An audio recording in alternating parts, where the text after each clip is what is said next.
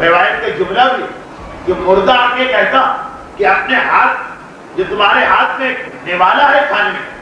10 نوالے خود کا اور 1 کسی بھوکے جانور کو دے، تمہارا کیا جائے، لیکن میرا عذاب اس کی وجہ سے کم ہو جائے۔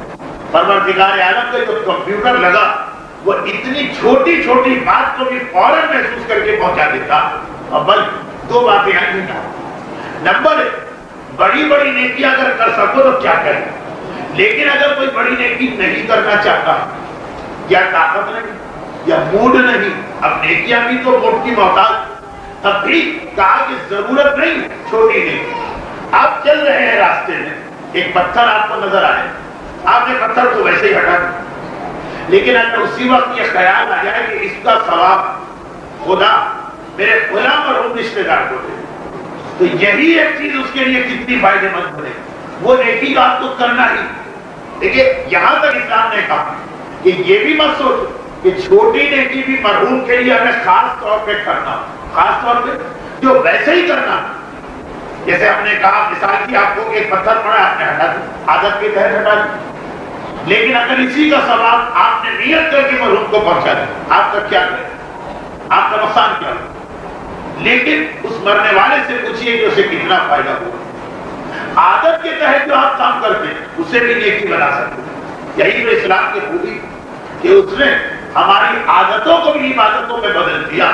شرط یہ ہے کہ معلومات ہونی چاہیے۔ اب جیسے ہمارے گھرانوں میں یہ اکثر رائج چلا آ رہا،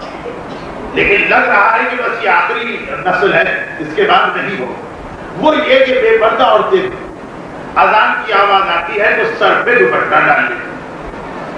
لیکن اب بہرحال کم ہوتا جا رہا، اگلی نسلوں کو یہ پتہ بھی نہیں چلے کہ معاذ اللہ اذان کی آواز اور گانے کی آواز میں کیا فرق ہوتا، لیکن ابھی تک کچھ اچھا یہ بہرحال ایک نیکی ہے۔ اگر یہ دوپٹہ جو ویسے ہی ڈالنا ہی ڈالنا،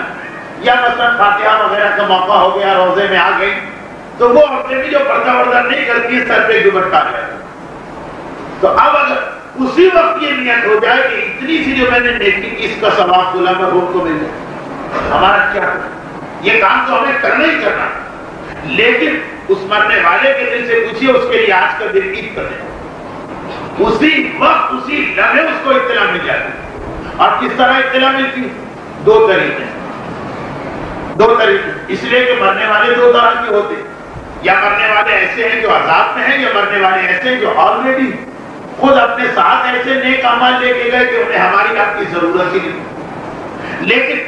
پھر بھی ہم جو نیکی کریں گے ان کو ضرور ملے گی۔ اور وہ کس طرح؟ عذاب میں، اگر موٹی مثال دے رہا ہوں لیکن بہرحال مثال یہی، عذابوں میں تو روزانہ کا ایک عذاب فکس ہے کہ مثلا اسے 100 کوڑے پڑا کریں، جیسے مثلا بے نمازی کا یہ عذاب بتایا گیا کہ اسے دن میں 5 مرتبہ عذاب ملتا ہر نماز کے وقت، اور ہر عذاب ایسا ہوتا کہ وہ خواہش کرتا ہے کہ کاش مجھے موت آ جائے، لیکن مسئلہ یہی ہے کہ ایک دفعہ موت آنے کے بعد دوبارہ موت نہیں آتی، 5 مرتبہ فکس ہے ٹائم۔ اب 100 کوڑے پڑا کرتے، آج 99 پڑتے، اب یہ انتظار کر رہا باقاعدہ گناہگار عذاب انتظار کر رہا ہے کہ 99 میں 100 کہاں گئے، گھبرا کے پوچھا فرشتوں سے وہ 100 کہاں گئے، کہا وہ آج تمہارا ایک رشتے دار، یہ کام مومن جو تمہیں جانتا بھی نہیں، وہ سڑک سے گزرا ایک پتھر ہٹا دیا اور کہا کہ اے خدا مثلا اس سامنے والے قبرستان میں جتنے مرحومین ہیں اس کا ثواب، یہ اس کا ثواب۔ یا اگر نیکوکار آرام سے کھاٹ سے ایک محل میں بیٹھا، پتہ چلا فرشتے آئے چھوڑو خالی کرو یہ محل، کیوں خالی کر؟ کہا اس لیے کہ اس سے اچھا محل ملتا، وہ کیسے؟ فلاں رشتے دار خاتون تمہارے نام پہ مثلا اپنی فلاں نیکی کا ثواب دلوا دیا،